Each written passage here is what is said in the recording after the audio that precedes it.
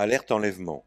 Ils décident de mettre au monde leur enfant à la maison. Le système, hélas, rapte les enfants. Bonjour, j'espère que vous allez bien. Une histoire de fou de plus qu'il est important de relayer. Je vous fais la lecture d'un post partagé sur VK avant de vous passer la vidéo. Noémie et Raphaël, jeunes parents ayant fait le choix éclairé de mettre au monde leur deuxième enfant à la maison sans assistance médicale, se voient arracher leur nouveau-né, Lou, de 7 jours, mais aussi leur petite fille, Nausicaa, de 2 ans. Ce vendredi 10 juin 2022, leurs 2 enfants ont été placés par l'ASE à Vitré, en Bretagne. Motif prétendu, suspicion de maltraitance. Motif réel, choix d'accoucher en dehors des structures médicales. Aucune raison légale et encore moins morale ne justifie ce placement d'enfant. La place d'un nouveau-né est dans le creux des bras de sa maman et ne doit pas être arrachée. Ces merveilleux parents doux et attentionnés et cette maman allaitante sont traités comme des criminels et ne reçoivent même pas les informations nécessaires afin de pouvoir rendre visite à leurs enfants qui ont été séparés dans 2 structures différentes. 10 policiers sont venus et ont arraché leurs enfants à ses parents aimants. Il faut que cela se sache, c'est une épreuve innommable. Partageons leur histoire, ça n'arrive pas qu'aux autres. Soutenons-les. Ils ont créé une cagnotte afin de faire face aux frais d'avocat pour les soutenir. Je vous positionne les liens Instagram de cette famille n'ayant pas cette application. Et si vous souhaitez me remonter dans les commentaires des informations, merci par avance. Je vous positionne également le lien de la cagnotte car malheureusement pour eux, ils découvrent ce système bien rodé et vont avoir de nombreuses démarches à réaliser afin de, souhaitons-le, récupérer leurs enfants. Prenez soin de vous et de vos proches. À bientôt, ici ou ailleurs. Portez-vous bien. Bonjour tout le monde. Je prends cette vidéo, c'est la première que je prends et je suis vraiment pas très à l'aise. Pas très à l'aise, mais j'ai vraiment besoin de raconter et de partager ce qui vient de se passer. Donc avec Raphaël, on sort de la pouponnière où on est allé pour demander si on pouvait voir nos filles, si moi je pouvais donner le sein à ma fille, si je pouvais lui donner mon lait et si on pouvait leur apporter des affaires. Et quels étaient nos droits de visite à partir de lundi, puisque la PMI nous a expliqué qu'on pourrait faire des visites 1 heure par jour, tous les jours, à partir de lundi.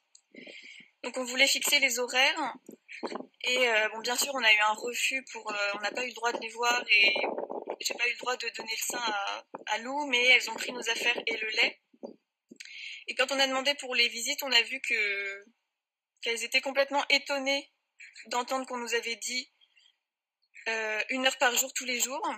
Et elle m'explique qu'en fait, aucun parent à la pouponnière ne peut voir ses enfants 1 heure par jour tous les jours, que c'est beaucoup moins, et que de toute façon leur organisation ne leur permet pas du tout qu'on voit nos enfants tous les jours, et que de toute façon elles sont pas assez de personnel, et que la PMI a dit ça mais qu'elle en sait rien parce qu'elle sait pas de quoi elle parle, et que c'est pas elle qui est là-bas, quoi.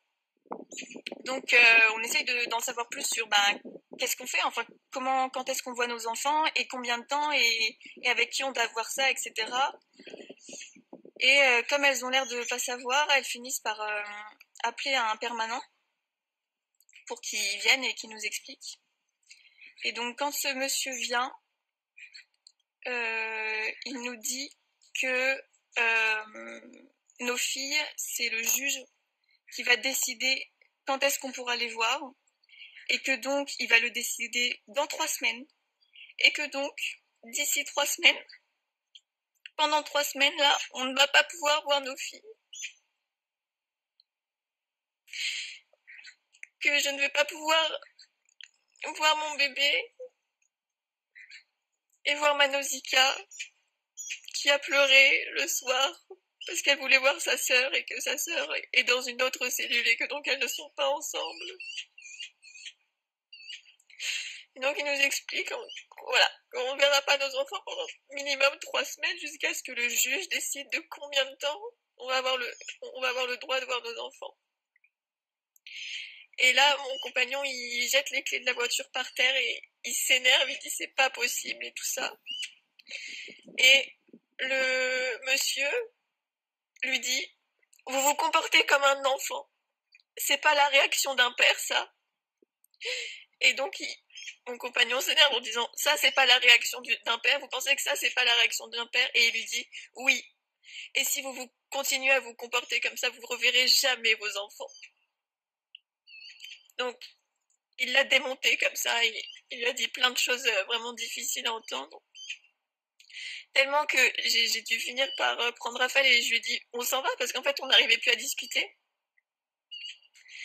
Et on va dans la voiture pour se calmer avant de reprendre la route. Et en fait, le monsieur nous suit. Et il nous fait signe comme ça avec la main de partir. Donc je sors de la voiture pour voir ce qu'il veut. Et il dit, vous partez, vous restez pas ici, etc. Donc je prends le volant et il vient vers la voiture. La fenêtre de la portière où Raphaël était ouverte. Et il commence à lui parler à travers la fenêtre. Et il lui dit, vous êtes qu'un enfant, monsieur, etc. Vous récupérerez jamais vos enfants. Et j'ai dû allumer le contact et fermer vite la fenêtre pour qu'il arrête de parler comme ça. Et on est parti. Et voilà, c'est comme ça que ça s'est passé. On y retournera demain et on lâchera rien.